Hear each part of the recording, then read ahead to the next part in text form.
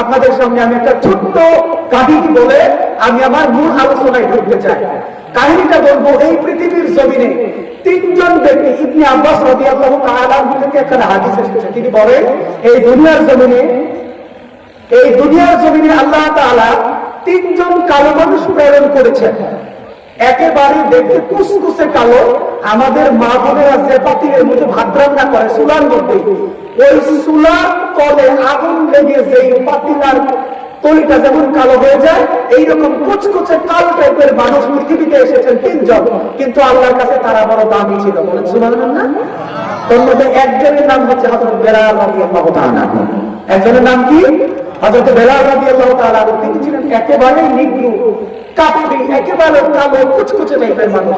Nigerian খেলোয়াড়রা দেখেন না, যারা হাসলে শুধু দাঁত সাদা দেওয়া যায়, বাকি সব কালো, দেখছেন না?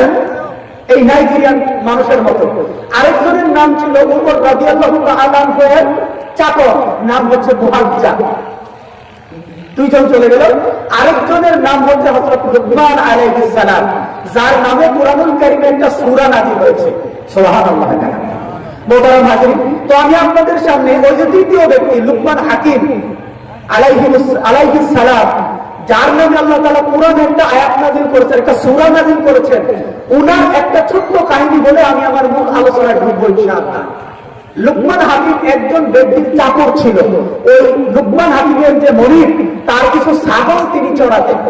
লুকমান হাকিম একজন ব্যক্তির চাকর ছিল, ওই ব্যক্তির কিছু ছাগল ছিল, যে ছাগলগুলো লুকমান হাকিম চড়াতেন। কিন্তু আল্লাহ তাআলা লুকমান হাকিমকে এত জ্ঞান দিয়েছিলেন যে তিনি যখন কথা বলতেন, তখন মানুষেরা মন্ত্রমুগ্ধের মতো তার কথা শুনতেন। কথা কি বুঝতে পারছেন? তো লুকমান হাকিমের মালিক শুনেছে তার যে চাকর লুকমান, সে যখন কথা বলে তখন মানুষেরা তার কথাগুলো মন্ত্রমুগ্ধের মতো শোনে। এই কথা চিন্তা করে তিনি ভাবলেন যে তাহলে লুকমানকে একটু পরীক্ষা করা দরকার, তার জ্ঞান কতটুকু, তার জ্ঞান কতটুকু।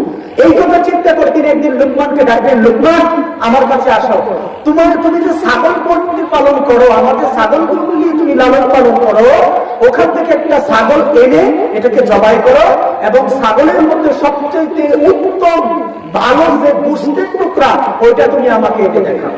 কথা কি বুঝতে পারতেছেন? লুকমান হাকিম যথারীতি তার মালিকের কথা শুনে একটা ছাগল জবাই করলেন, একটা প্লেটের মধ্যে করে ওই ছাগলের যে দিল, এই দিলটা তিনি নিয়ে আসলেন। দিল বলি না, হাত যেটা বলে আর কি, হাত বা দিল, এটা নিয়ে আসা তার মালিকের সামনে দিলেন। মালিক বেজার খুশি হলো, ঠিক আছে যাও।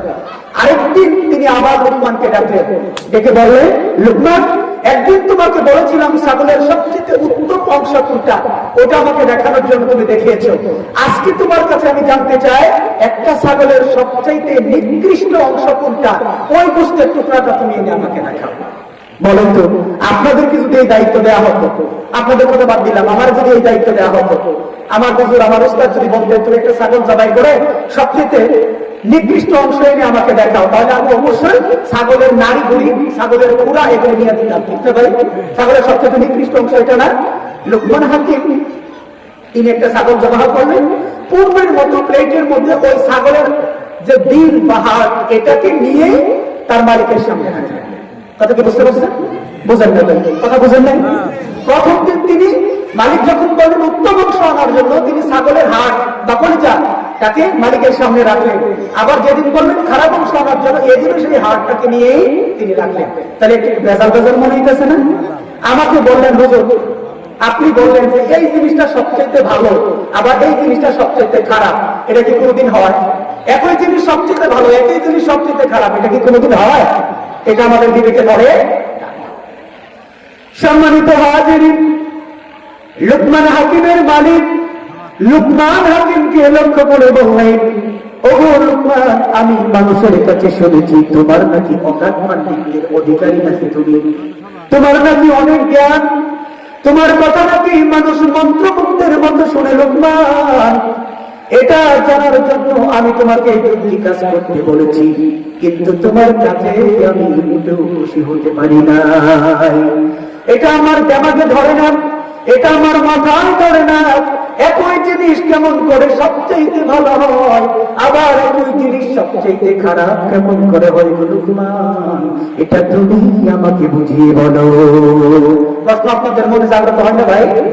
এবার লুকমান হাকিম হাকিমকে লক্ষ্য করে বলেন, ওগো মনিব, আপনার মাথায় দৌড়ুক আর না দৌড়ুক, কিন্তু আল্লাহ রাব্বুল আলামিন আমাকে যে জ্ঞান দিয়েছেন, যে জ্ঞান দিয়েছেন, সেই জ্ঞানের ভিত্তিতে আমার কাছে মনে হয় একটা ছাগলের যদি হাত ভালো থাকে তাহলে ছাগলটা ভালো থাকে, আর যদি হাত নষ্ট হয়ে যায় তাহলে ছাগলটা নষ্ট হয়ে যায়।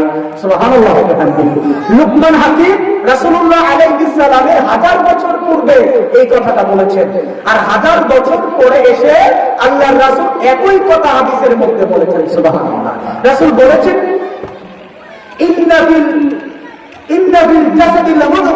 নিশ্চয়ই মানুষের দেহের মধ্যে একটা গোশতের টুকরা আছে,